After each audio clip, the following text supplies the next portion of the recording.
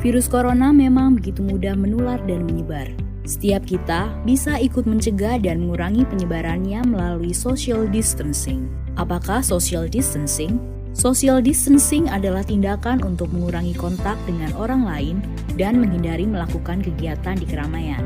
Bagaimana bentuk social distancing yang perlu dilakukan? Beberapa anjuran utama antara lain, menghindari keramaian, misalnya situasi, kegiatan, atau acara besar yang dihadiri orang banyak dan berdesakan. Mengurangi menggunakan transportasi publik dan belajar atau bekerja di rumah untuk sementara waktu. Bagaimana bila tidak memungkinkan melakukan social distancing? Dalam semua keterbatasan, kita semua tetap dapat melakukan social distancing walaupun terpaksa berkegiatan di luar rumah. Siapapun yang baru datang dari negara terpapar COVID-19 atau bila kita menunjukkan gejala sakit, disarankan untuk tidak keluar rumah selama 14 hari atau self-quarantine atau segera cari bantuan medis. Selain dua kondisi di atas, yang perlu dilakukan adalah mengurangi sebisa mungkin kegiatan di luar rumah dan di keramaian.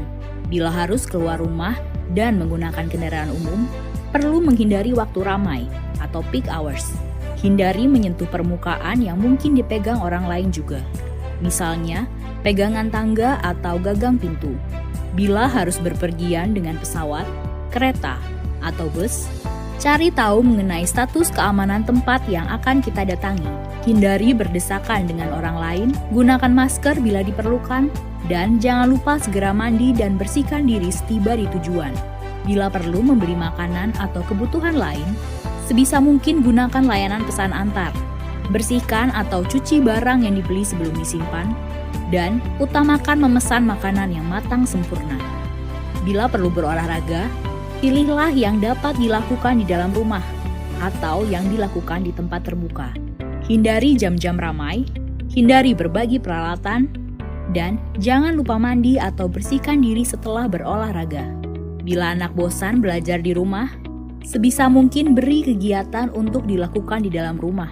Bila sangat mendesak, pilih kegiatan yang bisa dilakukan di ruangan terbuka yang tidak ramai. Ajarkan kebiasaan bersih-bersih setiap selesai berkegiatan, dan beri penjelasan dengan baik tanpa menakut-nakuti ataupun membuat panik. Apalagi yang perlu dilakukan selain social distancing? Jangan lupa mempraktekkan kebiasaan bersih antara lain, cuci tangan sebelum beraktivitas untuk menghindari virus atau kuman kita menyebar kepada orang lain. Cuci tangan setelah beraktivitas agar kita terlindung dari virus atau kuman dari luar. Mandi dan berganti pakaian secepatnya setelah berpergian untuk memastikan rumah dan lingkungan tempat tinggal kita tidak terkontaminasi. Berdiam diri di rumah adalah pilihan yang bijak untuk saat ini.